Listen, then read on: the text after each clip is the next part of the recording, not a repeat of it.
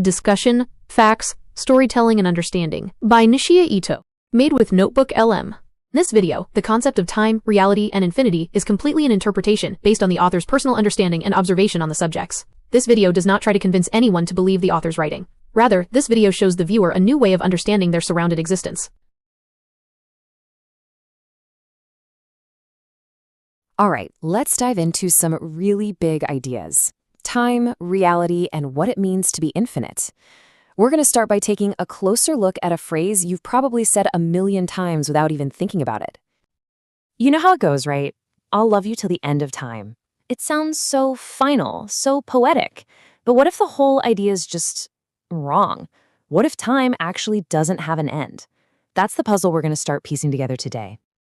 So to really get why that phrase might not work, we first have to, rethink our whole relationship with time and reality. The way we usually think about it might not be the full story. Now, this is where it gets really interesting. On the left, you've got the common idea. Time and reality are kind of like two trains running on parallel tracks. They just go together. But check out the idea on the right. It suggests that reality is this vast existing landscape, and time is more like a river that flows across it. That's a huge shift, because it means reality had to be there first. Okay, so if reality is the stage, just how big is that stage? What does existence even mean? What's included? Well, this is where your mind kind of has to expand a little bit. The definition itself is so simple, it's almost beautiful, right? Reality is, it's existence. It's everything. It's the ultimate container, and there's literally nothing outside of it. And this list just shows you how wild and all-encompassing that idea is. I mean, look at this. You've got tiny little bacteria and massive elephants. You've got a physical thing, like a key turning a lock, right next to a totally abstract human invention, like the entire global banking system. And then it even includes our thoughts, our beliefs, like ghosts or jinns, and even the facts of death and what comes after. It's all woven into the same fabric of what is. So, how does all this bring us back to our first question? Well, once you see reality as this massive, all-inclusive stage, you start to see why saying the end of time gets a little tricky. And there it is, a direct challenge to that phrase we all use. The source material we're looking at doesn't pull any punches. It says flat out that this saying is invalid. So let's break down why. Here's the crucial point. We get mixed up. We confuse the end of the world with the end of time itself.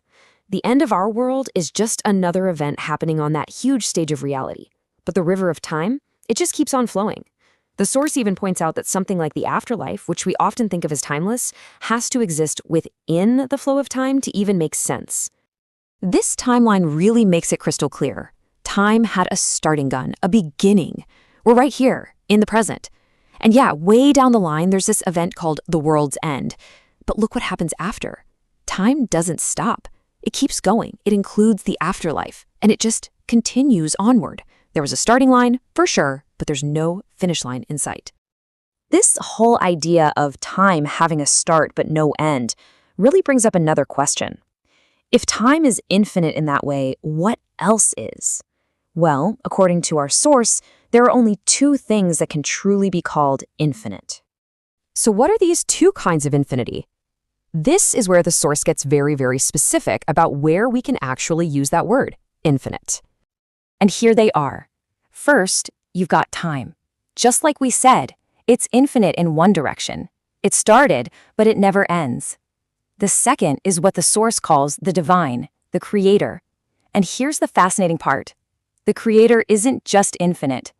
The creator exists beyond the very idea of infinity because it's the source of it. As the source so perfectly puts it, you can't measure the creator with the ruler that they themselves created.